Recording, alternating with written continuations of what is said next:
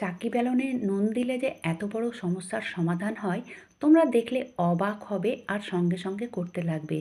সেরকম কিছু এলোমেলো কাজ গুছিয়ে করার বেশ কিছু টিপস আজ আমি তোমাদের সঙ্গে শেয়ার করব, যেটা নতুন গৃহিণীদের জন্য অনেকটাই উপকারী হবে।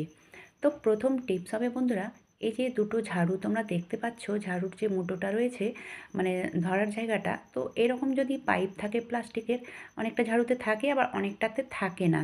তো যেটাতে পাইপ লাগানো আছে সেটা তো কোনো ব্যাপারই নাই, কিচ্ছু করতে হবে না। তো এই ঝাড়ুটা এক্ষুনি বাজার থেকে আনা হয়েছে। তো যদি আমি এরকমই ব্যবহার করতে লেগে যাই, তাহলে এই ঝাড়ুটা না খুব তাড়াতাড়ি নষ্ট হয়ে যাবে। কারণ এখন এই ঝাড়ুর দামগুলো অনেক। তো যেটা করা উচিত, আনার সঙ্গে সঙ্গে এই দেখো, এই ধরার জায়গাটাতে একটা প্লাস্টিক ভরে দিলাম। আর প্লাস্টিক ভরে দেওয়ার পরে এটাকে ভালোভাবে এইভাবে মুড়ে নেব। তাহলে কি হবে বলো তো? হাতে কোনো রকমভাবে লাগার সম্ভাবনা থাকবে না। আর দ্বিতীয়ত হচ্ছে কি, যে এটা এইভাবে মুড়িয়ে দিলে আর এটাতে যে কোনো ঘরে যে টেপ রয়েছে, যে কোনো টেপ তোমরা এইভাবে লাগিয়ে নিতে পারো। মানে বেশি খাটাখাটি করতে হবে না, এই টেপটা লাগিয়ে নিলেই যথেষ্ট। তো এটা করার জন্য 1 মিনিটও লাগবে না।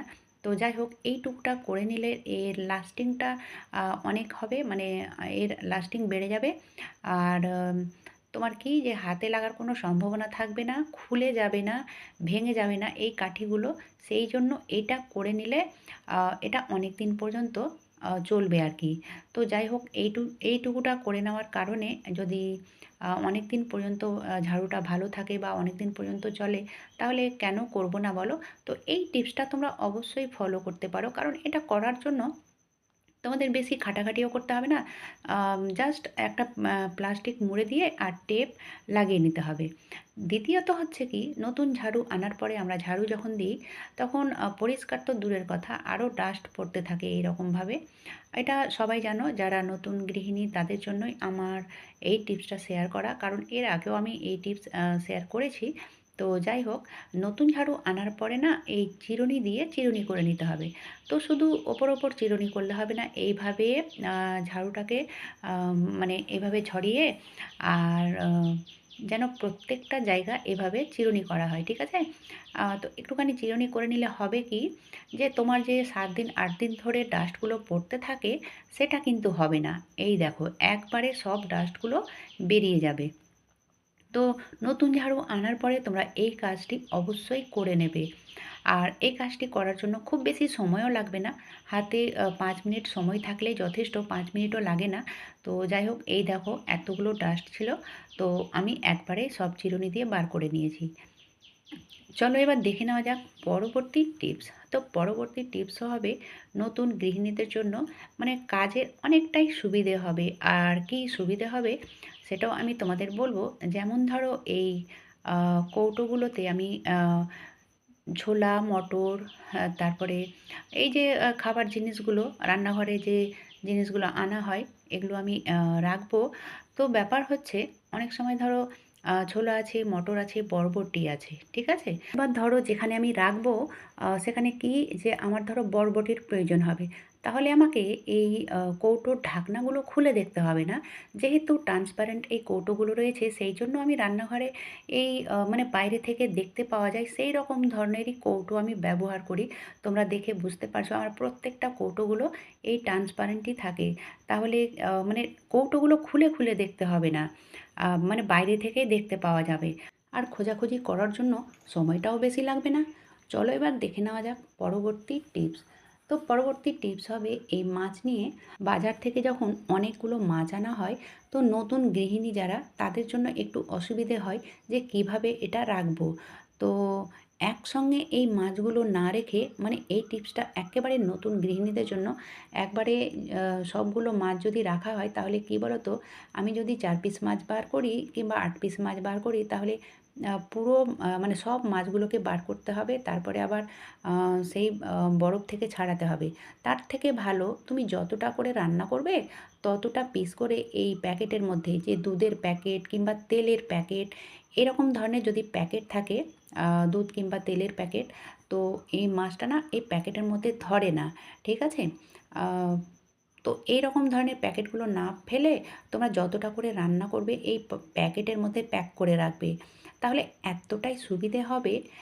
যারা নতুন গৃহিণী তারা তোমরা করে দেখবে, তাহলে তোমরা বুঝতে পারবে যে এই এতগুলো মাছ এক জায়গায় রাখলে অনেকটাই অসুবিধে হতো বার করতে। কিন্তু এই যে প্যাকেট করে রেখেছি, যখন আমার প্রয়োজন হবে একটা প্যাকেট বার করে নেব। তো সেইভাবে যদি মানে রাখা হয়, তাহলে তোমার সময়টাও কম লাগবে আর কাজেরও সুবিধে হবে। তো এই টিপসটা অবশ্যই তোমরা ফলো করবে যারা নতুন গৃহিণী। দেখে নেওয়া যাক পরবর্তী টিপস। তো আমি নিয়েছি একটা বাটি আর ওতে দিয়ে দিলাম 1 চামচ ভর্তি করে নুন। ঠিক আছে? তারপরে ওই মানে এটাতে বাটিতে দিয়ে দিলাম 1/2 কাপ মতো জল। এর থেকে বেশি দেওয়ার কোনো প্রয়োজন নেই। তারপরে নুন জল ভালো করে গুলে নিলাম। এবারে দেখো বেলনে নুন আর জল কেন দেব?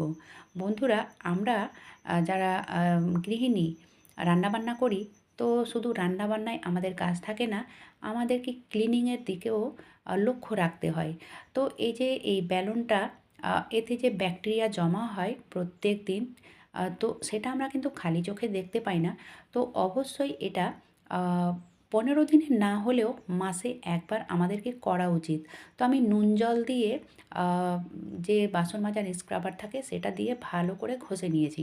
ঠিক আছে? ভালো করে ঘষে নেওয়ার পরে এই আ ধুয়ে নেব। বেলনটা যেহেতু আটা-ফাটা লেগে থাকে, তো যখন তোমরা এই বেলনটাকে ক্লিন করবে, পরিষ্কার করবে, তখন অবশ্যই নুন জল দিয়ে এভাবেই ক্লিন করবে।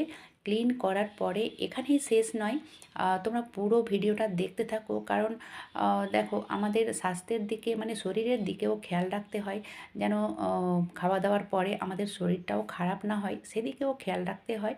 তো এই নুন জল দিয়ে ধুয়ে নেওয়ার পরে মুছে নিয়েছি। মুছে নেওয়ার পরে এটাকে আগুনে এইভাবে দিতে হবে। তাহলে কি বলো তো, যে ব্যাকটেরিয়া জীবাণু এর মধ্যে জমা ছিল, সেটা কিন্তু এক্কেবারে ক্লিন হয়ে যাবে, পরিষ্কার পরিচ্ছন্ন হয়ে যাবে। মানে জীবাণু মুক্ত হয়ে যাবে। আর এখানেই শেষ নয়, এটা অনেকদিন পর্যন্ত যেন বেলনটা ভালো থাকে, সেই জন্য এখানে আমি দিয়ে দিলাম সর্ষের তেল।